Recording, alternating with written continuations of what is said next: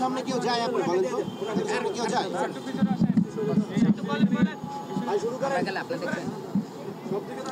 ধন্যবাদ সকল প্রেস ও মিডিয়া ভাইদেরকে।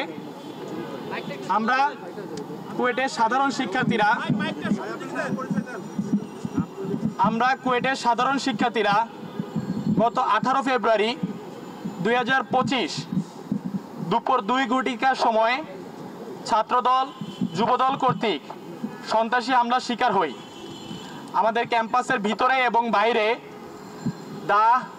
রামদা, চাপাতি, এমনকি বন্দুক দিয়ে আমাদের সাধারণ ছাত্রের উপর আক্রমণ করা হয়, যেখানে 1.5 শতাধিক ছাত্র আহত হয়।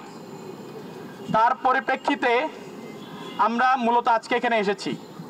আমরা যদি একটু পিছনের দিকে বলতে চাই, আপনারা হয়তো জানেন 18 তারিখ ওই হামলার আগেই আমরা আমাদের মাননীয় ভিসি স্যারকে জানিয়েছিলাম, স্যার আমাদের ক্যাম্পাসে এরকম একটি হামলা হতে পারে, ক্যাম্পাসে রাজনীতি অনুপ্রবেশের চেষ্টা করা হচ্ছে। আমাদের কুয়েট ক্যাম্পাসে ছাত্র রাজনীতি সম্পূর্ণ নিষিদ্ধ ছিল। ছাত্র রাজনীতি সম্পূর্ণ নিষিদ্ধ থাকা অবস্থায়ও ছাত্রদল কুয়েট ক্যাম্পাসে এসে ফর্ম বিতরণ করে নতুন এবং পুরাতন ছাত্রদের মধ্যে। তার পরিপ্রেক্ষিতে সাধারণ ছাত্ররা যখন একটি মিছিল নিয়ে ভিসি স্যারের কার্যালয়ের দিকে যায়, ঠিক ওই সময় ছাত্রদলের কিছু ছেলেপেলে আমাদেরকে উস্কানি দেয় এবং সেখান থেকে ঘটনার সূত্রপাত হয়। ওই ঘটনার সূত্রপাত অনুযায়ী আমরা সাধারণ ছাত্রের সেফটির জন্য ভিসি স্যারের কাছে যাই 1:40 মিনিটে। ভিসি স্যারকে জানাই, স্যার আপনারা আমাদের সাধারণ ছাত্রের সেফটি দেন। স্যাররা আমাদের সেফটি দেবে বললেও স্যাররা সেফটি নিশ্চিত করতে পারেনি। আপনারা জেনে থাকবেন কুয়েট ক্যাম্পাস থেকে আর্মি ক্যাম্প মাত্র 10 মিনিটের দূরত্ব। সেই আর্মি আসতে 4 ঘন্টা লাগিয়েছিল। রক্তাক্ত হয়েছে আমাদের অনেক ভাই। আপনারা জানবেন অনেকে ঢাকায় ভর্তি আছে, মাথায় 26টা সিঁড়ি লাগছে এমন অবস্থা আছে।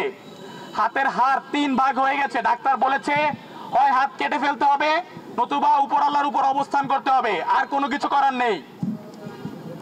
ওই অবস্থায় 18 তারিখ সন্ধ্যার সময় যখন আমরা ভিসি স্যারের কাছে গিয়ে বলি, স্যার আপনি স্বীকার করেন আজকের এই ঘটনা আপনি ভালোভাবে হ্যান্ডেল করতে পারতেন, আমাদের নিরাপত্তা নিশ্চয় করতে পারতেন, আপনি পারেননি, এর দায়ভার আপনার, এর জন্য ব্যর্থ আপনি। স্যার বলেছেন উনি ব্যর্থ হননি। কুয়েটের সর্বোচ্চ ক্ষমতাধর একজন মানুষ কুয়েটের সাধারণ ছাত্রের নিরাপত্তা দিতে পারেনি। কুয়েট ক্যাম্পাসের ভিতরে ঢুকে বহিরাগত ছাত্রদল যুবদল সন্ত্রাসীরা আমাদের কুপিয়েছে, যার ভিডিও আমরা আপনাদের দিয়ে দিব, অলরেডি আপনারা মিডিয়াতে দেখতে পেরেছেন। এর পরিপ্রেক্ষিতে আমরা যখন বলেছি, স্যার আপনি যদি ব্যর্থ না হয়ে থাকেন তাহলে এর দায়ভার কে নেবে? স্যার বলে আমি ব্যর্থ হইনি, আমি পেরেছি, আমার 2 ঘন্টা সময় লেগেছে। 10 মিনিটের দূরত্ব থেকে আর্মি আসতে কিভাবে 2 ঘন্টা সময় লাগে স্যারের মতে, যেখানে আমাদের মতে সময় লাগছে 4 ঘন্টা। 1:40 বলার পর হামলা হয়েছে 2:30টায়। ক্যাম্পাসে পুলিশ আর্মি ঢুকছে 5:30টায়। আপনারা এই ভিডিও দেখে থাকবেন যে আর্মি বলছে ওনাকে ঢুকার পারমিশন দেওয়া হয় নাই। তাহলে এর দায়ভার কে নিবে? এমত অবস্থায় সাধারণ ছাত্ররা 6 দফা দাবি নিয়ে প্রশাসনের কাছে উপস্থিত হয়।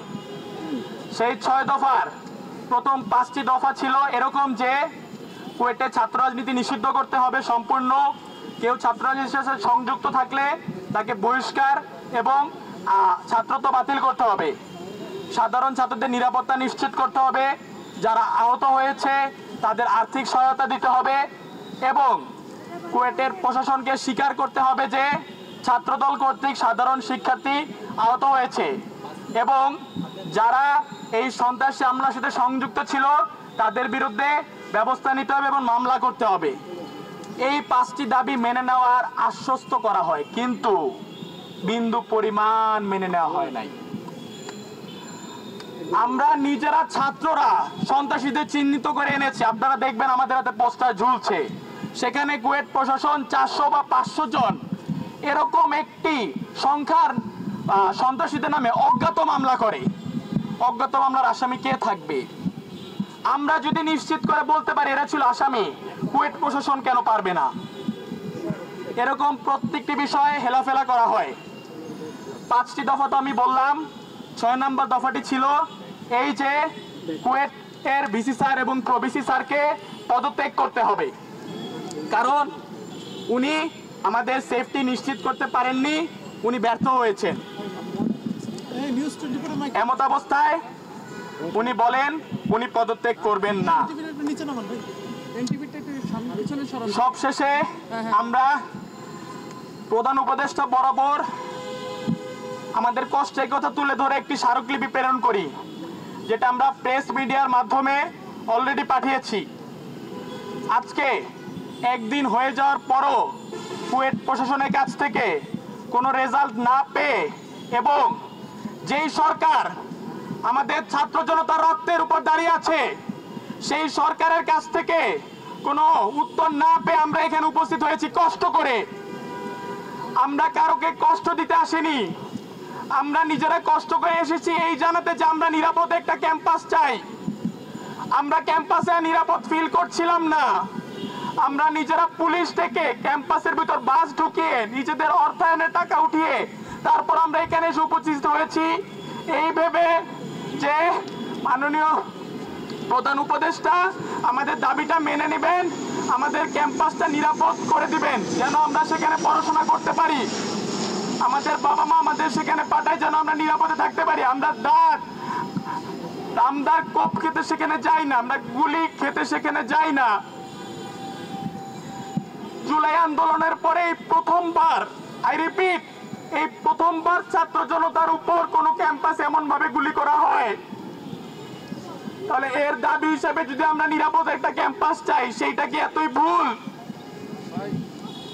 আমরা আজকে এখানে এসেছি এই ভেবে যে আমরা প্রধান উপদেষ্টা বরাবর স্মারকলিপি প্রেরণ করব, সামনাসামনি ওনার সাথে কথা বলতে চাই এই ভেবে যে উনি অতি সত্বর আমাদের কুয়েট ক্যাম্পাসকে নিরাপদ একটি জায়গা করে দিবেন যেন আমরা পড়াশোনা শুরু করতে পারি। এর আগ পর্যন্ত আমাদের ক্যাম্পাস নিরাপদ না হওয়া পর্যন্ত, আমাদের 6টি দাবি মেনে নেওয়া না পর্যন্ত, নতুন ভিসি স্যার নিয়োগ হওয়ার আগ পর্যন্ত আমরা ক্যাম্পাসে নিরাপদ ফিল করছি না, আমরা ক্যাম্পাসে যাওয়ার সাহস করতে পারছি না। আমাদের মধ্য থেকে একটি দল এখন যাবে প্রধান উপদেষ্টার বাসভবনে, সেখানে গিয়ে স্মারকলিপি জমা দিবে, জমা দিয়ে ফিরে এসে পরবর্তী প্রেস ব্রিফিং করবে। এবং আমি উল্লেখ করে বলতে চাই, আমরা এখানে আসার সময় রমনা থানা থেকে আমাদের সাথে যোগাযোগ করা হয়েছে, তারা বলেছে আপনারা শহীদ মিনারে অবস্থান করুন। আমরা বলেছি ঠিক আছে, আপনি যেখানে বলবেন আমরা সেখানে অপেক্ষা করব, কারণ আমরা সাধারণ মানুষের কষ্ট দিতে আসিনি, সাধারণ মানুষকে কষ্ট দিতে চাই না। আমরা নিজেরা অনেক কষ্ট করে এসেছি শুধু এই একটা জিনিসের লক্ষ্যে যে আমরা নিরাপদ একটা ক্যাম্পাসে পড়াশোনা শেষ করতে চাই। বাকি সবকিছু পরবর্তী প্রেস ব্রিফিং এ যখন আমাদের প্রতিনিধি দল প্রধান উপদেষ্টার বাসভবনে স্মারকলিপি জমা দিয়ে আসবে তখন আপনাদের বলবো। আজকের এখন পর্যন্ত এখানে আসা এবং এখান থেকে আমাদের পরবর্তী যেটুকু আপনাদের জানার দরকার ছিল সবকিছু আমি বলার চেষ্টা করেছি।